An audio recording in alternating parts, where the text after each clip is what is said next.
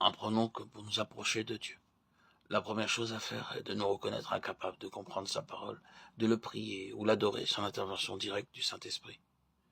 Il faut que les chrétiens ne se contentent pas de renoncer à leur propre justice, mais qu'ils renoncent encore à leur propre sagesse. Et c'est là ce qui leur est souvent le plus difficile. Comprenons bien que pour tout acte d'adoration, l'Esprit de Jésus nous est tout aussi indispensable que son sang. C'est pour cela que l'Écriture nous invite à garder le silence devant Dieu, à faire taire toute pensée, toute parole en sa présence, à attendre et écouter tranquillement ce que Dieu aura à nous dire. L'Esprit de vérité ne parle pas de lui-même, mais il dit ce qu'il a entendu. C'est donc à l'humilité, à la docilité et à la promptitude à écouter que se reconnaît la présence de l'Esprit de vérité. Quand nous avons appris à attendre dans le silence, souvenons-nous que de même alors l'Esprit de vérité ne nous parle pas tout de suite par des pensées qu'il soit facile de saisir et d'exprimer. Pour que ces manifestations extérieures soient bien de lui, il faut qu'elles commencent par être profondément enracinées. Le Saint-Esprit est l'Esprit de vérité, parce qu'il est aussi l'Esprit de vie. Or, la vie est la lumière. Jean 1,4.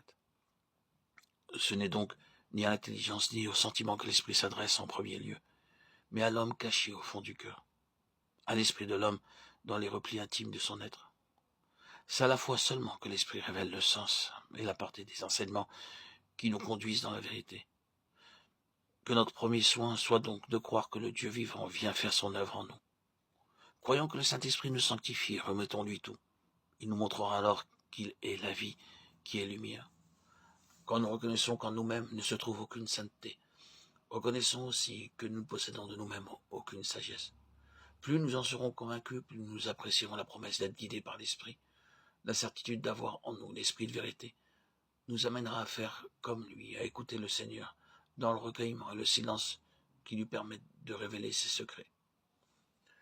Ô Dieu de vérité, toi qui cherches la vérité au fond du cœur de tes adorateurs, je te loue de nouveau de ce que tu m'as donné l'Esprit de vérité, de ce qu'il habite en moi.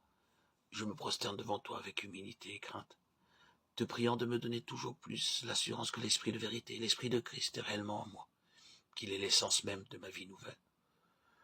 Que tout en moi, pensée, parole et disposition d'esprit, témoigne de la présence de l'Esprit de Christ, qui est la vérité.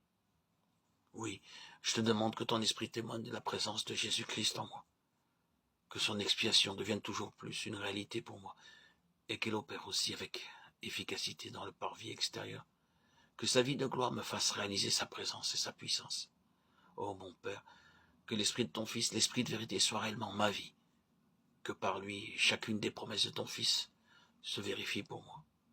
Je te rends grâce, ô mon Père, de ce qu'il demeure en moi. À genoux, je te demande que selon les richesses de ta gloire, il agisse avec puissance en moi et en tous tes saints.